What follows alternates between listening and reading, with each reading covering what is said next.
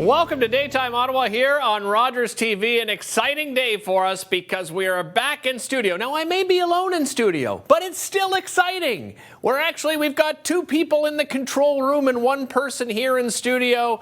We're working our way back to getting it more normalized, let's just say. Looking forward to having guests back here in studio, of course. But we continue the show virtually, and we start off with Paula Roy, host of Paula Roy's Favorite Foods, right here on Rogers TV, with a bit of a change. Normally airs Mondays at 9 p.m., but will be airing Wednesday at 5 p.m. this week, but Mondays moving forward. Paula, welcome to the show. Great to have you. How have you been?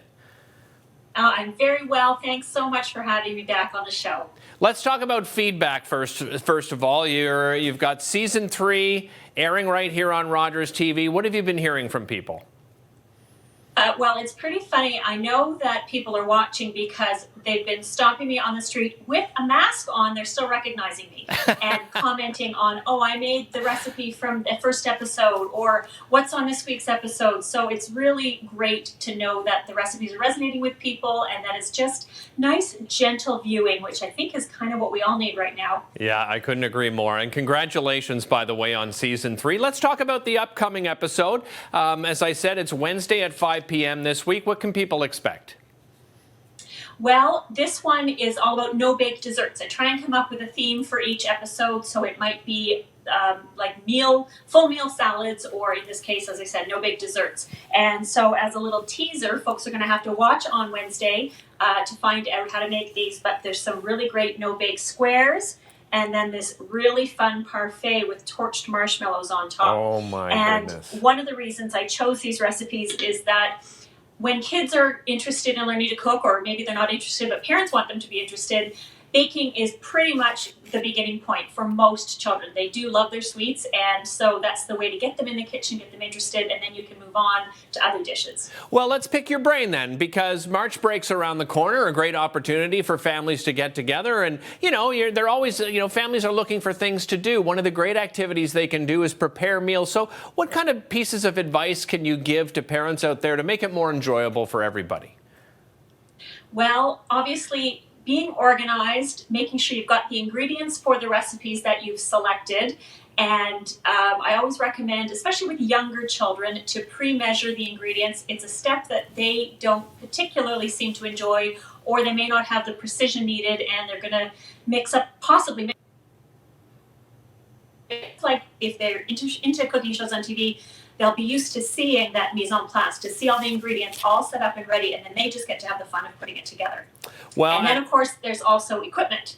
Yes, I was going to ask that because that's something we did just before Christmas. You were sharing some of your favorite products that really help make things a little bit easier in the kitchen, and you've got some great ideas to make things easier in the kitchen for when you have those young people helping you out in the household.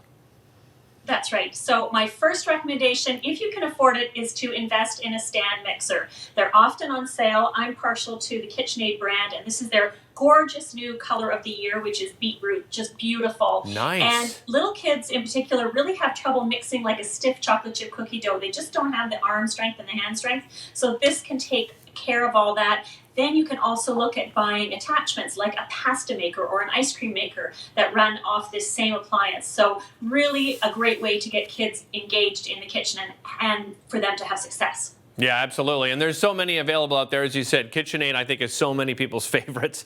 Every holiday, especially when it comes around Christmas time, somebody in your family is asking for one of those. What other pieces of equipment can help out? The simple silicone spatula. Now, when I was learning to cook, it was all about the wooden spoon. They're hard to grip. They don't necessarily do a good job. This is really great for a little kid who's mixing up something that maybe it doesn't need a stand mixer, or maybe you don't have a stand mixer. So very grippy, does a really good job. And another problem that some little kids have is trying to hold a bowl on the counter while they're stirring. Oh, yeah. So this great made in Ottawa invention is called the Stay-Bowlizer, and it's a silicone ring. You can also use it to make a bowl, a double boiler over a pot. And it just grips the counter. You put the bowl on, and now I'm pushing on the bowl, and it does not budge. So that's really helpful. Also good for folks that maybe have strength challenges when they're older, so not just for little kids. And you said that was made in Ottawa, Paula? Yeah, So you can find it. I'm not sure which local stores stock it. I have seen it recently on Amazon, and there are now imitators out there, but this stabilizer is the original. Okay, love it. Cutting boards. Yes. Parents always worry when the kids get out the knives. Start with an age-appropriate sized blade, and then they can work up from there. But really important to make sure your cutting boards are not warped, because if they are, they're going to rot on the counter, and it makes it unsteady and quite dangerous. So I like this brand. This is the Epicurean brand. Right. Lee Valley carries them, Kitchenalia, all kinds of stores, and they're like a pressed wood product, and they're dishwasher safe, which I love. And for further safety, I'd like to take either paper towel or a wet dishcloth, put it down under the board, and it will not budge. Okay. I'm pushing on it now, and it won't budge. So What super about, safe. Paula, what about teaching your kids when you finally get to the point where you're confident that you can teach your children, you know, something like cutting, right, which can be a little bit dangerous for those young fingers? How do you suggest parents go about it? Start with soft vegetables because they're going to be much easier for them. Don't start with carrots because they're just so hard.